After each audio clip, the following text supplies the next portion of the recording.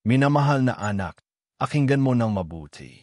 Ito'y hindi basta mensahe lamang, kundi isang bulong mula sa langit, isang direktang tugon sa mga panalangin binitiwan mo ng may luha. Sa bawat gabi ng katahimikan, narinig ka. Walang isang luha ang nasayang. Ang bawat tatak ay tinipon at itinangi sa mata ng Diyos. Maaring hindi mo agad maunawaan, ngunit natanggap na ang iyong panalangin. Ang langit ay kumilos para sa iyo. Ang tila katahimikan ay ang panahon ng paghahanda. Hindi ito pagkakait, kundi paghubog. At ngayong oras na ito, anak, dumating na ang sagot. Ang taong darating sa buhay mo ay may bitbit na layunin.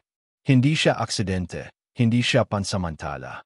Isa siyang sagot, hindi mabilis, ngunit tiyak. Hindi siya para punan ka dahil ikaw ay buo na. Ngunit darating siya upang maging katuwang sa landas na minsang nilakad mong mag-isa.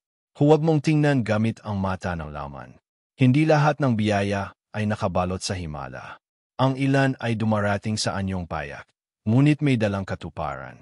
At ngayon, sinasabi ng iyong mga anghel, ang taong ito ay sagot sa iyong panalangin. Alagaan mo siya. Darating ang mga araw ng pag-aalinlangan. Magtatanong ka, tama ba siya? Sa ganitong sandali, anak, ipapaalala sa iyo ng langit ang mga ipinagdasal mo noon. Hindi mo ba hiniling ang isang taong ay respeto ang iyong kaluluwa? Heto na siya. Hindi perpekto, ngunit totoo. Hindi siya ang tagapagligtas mo, sapagkat mayroon ka ng tagapagligtas. Ngunit siya ay magiging daluyan ng aliw, ng pagtibay, ng pagtutuwid. May yaman sa kanyang puso, kahit hindi pa ganap ang kanyang anyo. At ikaw, anak, ay bahagi ng kanyang paghubog. Huwag kang tumakas sa proseso. Huwag mong itakwil ang dumating sa paraang hindi mo inaasahan. Ang langit ay hindi nagkakamali. May mga pintong isinara, mga taong inalis, para sa sandaling ito. Para sa taong ito. Inatasan kang alagaan ito ng may karunungan. Ikaw ay matatag, ngunit tinawag ka ring maging banayad. Ikaw ay mandirigma, ngunit pinahiran ka ng kagandahang loob. Ang taglay mong kagmamahal ay may kapangyarihang magpabago. Hiningi mo ay totoo, wagas, at walang pagkukunwari. Kaya ngayon, inihanda ka para sa tunay na pagsasama. Ngunit tandaan mo ito, anak, ang pangako ay hindi laging madali. Ngunit ito'y makabuluhan.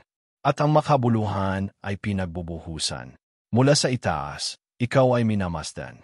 Inagpala ka sapagkat hindi mo piniling sumuko. Kaya ngayon, inarangalan ka ng isang pangakong may laman. Maaring tila maliit sa simula, ngunit ito'y binhi ng dakilang bagay.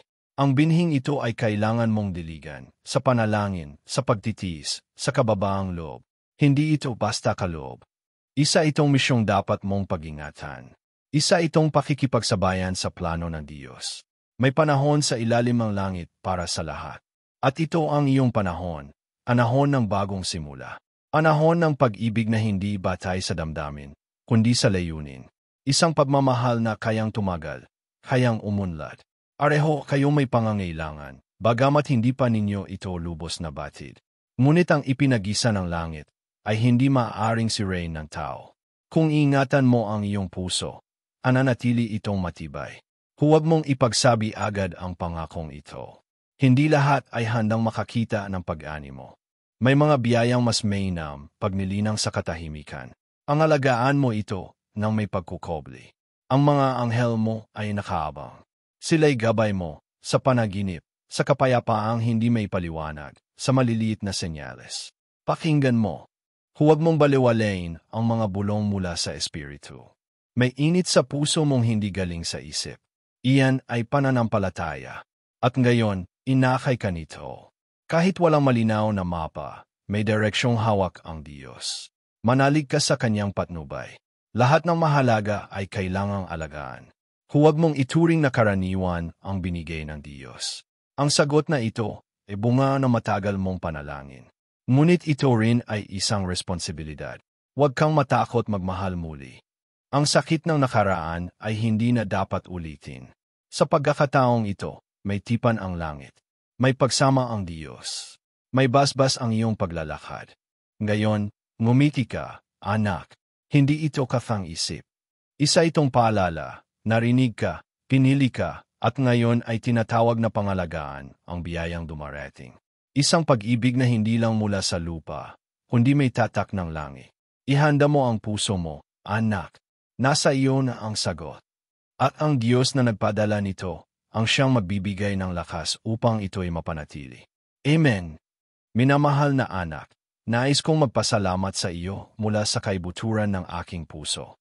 Ang iyong pag-unawa at pagtanggap sa mensaheng ito ay isang mahalagang hakbang sa iyong landas. Naway magpatuloy kang magtiwala sa mga plano ng Diyos para sa iyong buhay at maging bukas sa mga biyayang dumarating. Kung natanggap mo ang mensaheng ito at nararamdaman mo sa iyong puso ang kapangyarihan ng mga salitang ito, magpahayag ka ng pananampalataya sa pamamagitan ng pagsasabi, "Kaya kay Yenji lahat ese kanya, enay nagpapalakas ese akin." Ipinapaabot ko sa iyo ang pagpapala at lakas na magmumula sa iyong pagtanggap ng mga gabay na ito. Huwag kalimutan na ang iyong espiritual na paglalakbay ay mas magaan at mas maliwanag kapag tayo ay nagsasama-sama. Inaanyayahan kita na sumali sa aming komunidad. Mag-subscribe at huwag kalimutang i-activate ang bell icon para sa mga susunod pang mensahe. Gabay na magpapalakas sa iyong pananampalataya. Nais naming maging bahagi ng iyong patuloy na paglago at tagumpay. Naway magpatuloy kang maglakbay sa ilalim ng patnubay ng Diyos. Salamat sa pagtangkilik at sa pagtanggap ng mensahe mula sa langit. Ang iyong paglalakbay ay mahalaga, at kami ay narito upang samahan ka sa bawat hakbang.